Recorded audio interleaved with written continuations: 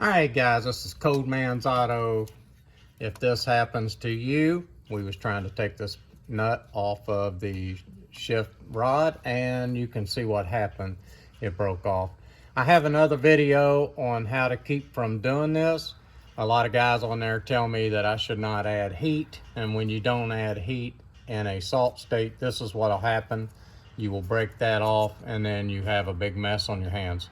Good thing you found this video, because I'm going to show you how to get yourself out of this mess. You are going to have to find you a shift rod, and but I'm going to go inside of the transmission and show you how all that is connected. We've got the pan boats out. We're down to a couple boats. I'm going to go ahead and pull the pan down, and then we'll start from there.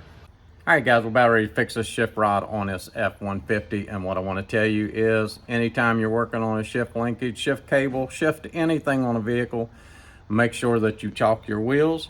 You don't want anybody getting hurt working on their vehicle. If you're going to be under it, going to be around it, and you're messing with that linkage, make sure that you chalk your wheels. The first thing that we're going to do once we get the pan off, I'm going to show you the 5/16 socket.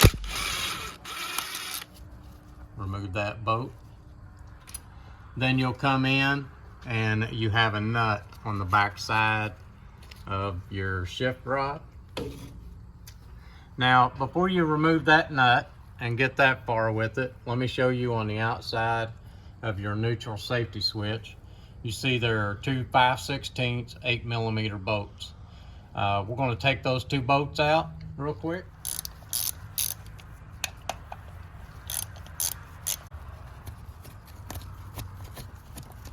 All right, then you just pull the two 8mm bolts out. This is where this job gets interesting, because we have to pull this pin out. This is what I warn everybody about. If you break that off and you can't get this pin out, then you're going to have to replace the transmission. You don't have any other options. You cannot drill that out and get a pin to hold in there. So what you need to do is be very careful when it comes to pulling this pin out, and I'm going to show you how to do that.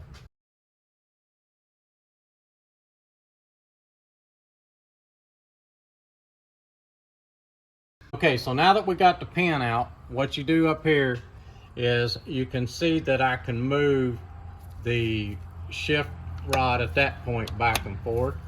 You want to make sure that the pin come out. You can move that back and forth.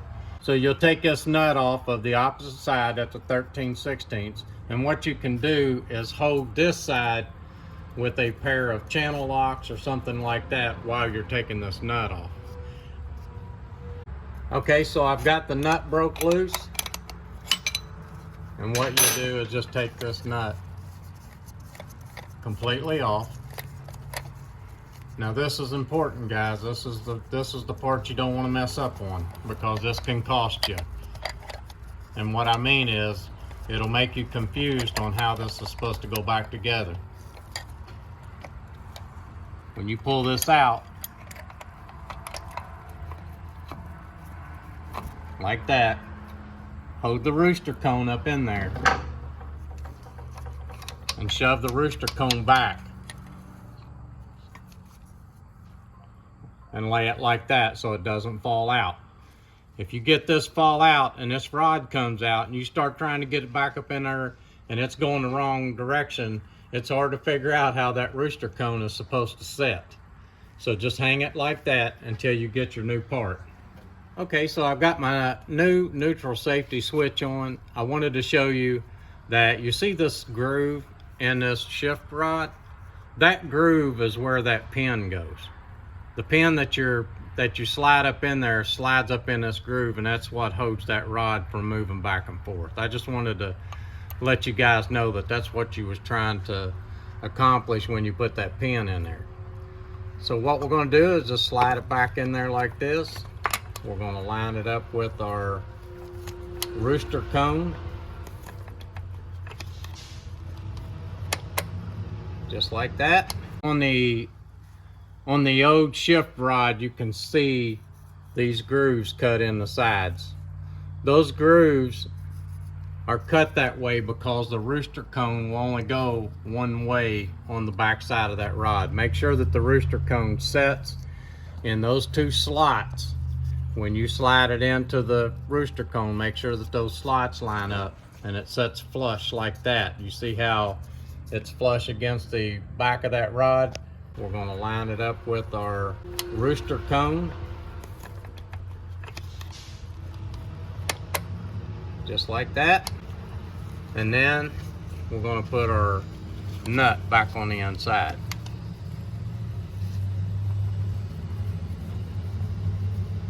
Okay, now before you put this pin in, what you'll want to do is line up your manual valve with the rooster cone, and then once you get it lined up, then you'll just push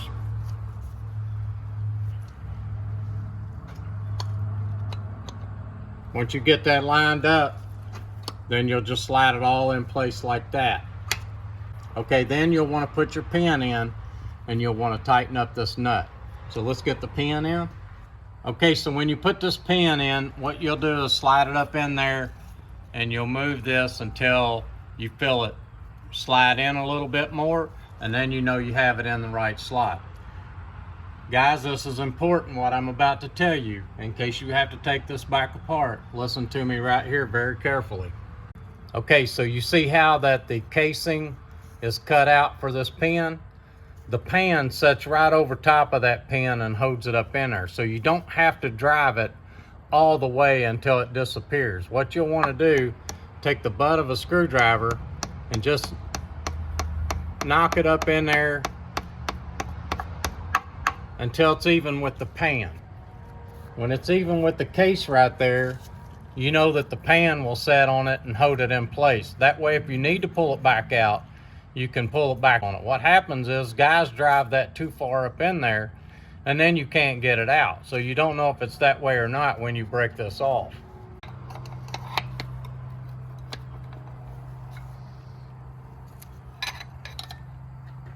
All right, so what I want to show you, when you go to tighten this nut up, you'll see the end of this rooster cone will hit right on that edge. That way you can get some good torque on it to tighten it up. Okay, so what I wanted to tell you was, add into this a little bit, is that most of the time it doesn't break the nut off out here. It will break the rooster cone off inside. It'll snap it right in this area. So if you're trying to get this nut loose out here and you feel something snap and give way, and this just starts turning, then that means that you broke the rooster cone off inside of here. All right, and then what you'll do is just, I already put the bolt back in with the shift lever detent spring, and you'll just tighten your shift lever detent spring. I'm gonna torque this. Before you tighten up your two neutral safety bolts, what you'll wanna do is make sure that you have it in neutral. So we're gonna put the truck in neutral, and I'm gonna show you the two lines that you're gonna want to line up. Guys, I have other videos on here, like I said, about putting a neutral safety switch on. If I'm not real clear on this one, then go to those other two videos. I'll link them at the end so that you can see. I got one that all we do is line up that neutral safety switch, and on the other one, we are replacing the neutral safety switch. So the line right there, you see the two lines? You need those lined up in neutral. And then you just tighten your bolts up.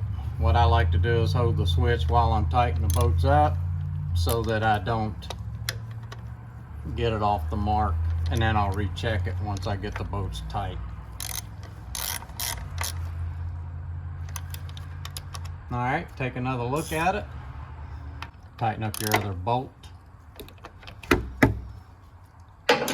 And then you're ready to put your shift linkage back on. I also have a video, I'm gonna have it linked at the end, if you happen to break this, if it doesn't hold on your shift linkage, how to replace this end without having to replace the whole cable. Check that video out. And then you just put your shift linkage on. And from that point, put your new filter on, put your pan on, and fill it full of fluid. All right, so we got the pan on, we have our shift linkage on, we have our shift cable hooked up, everything looks nice, everything's tight, works good, everything is adjusted right, the vehicle will start. and that's what you want to make sure of when you are lining up your neutral safety switch, that the vehicle will start in park and neutral. We got this job done. We're about ready to send this vehicle back to the customer. This is Cold Man's Auto. Please like and please subscribe.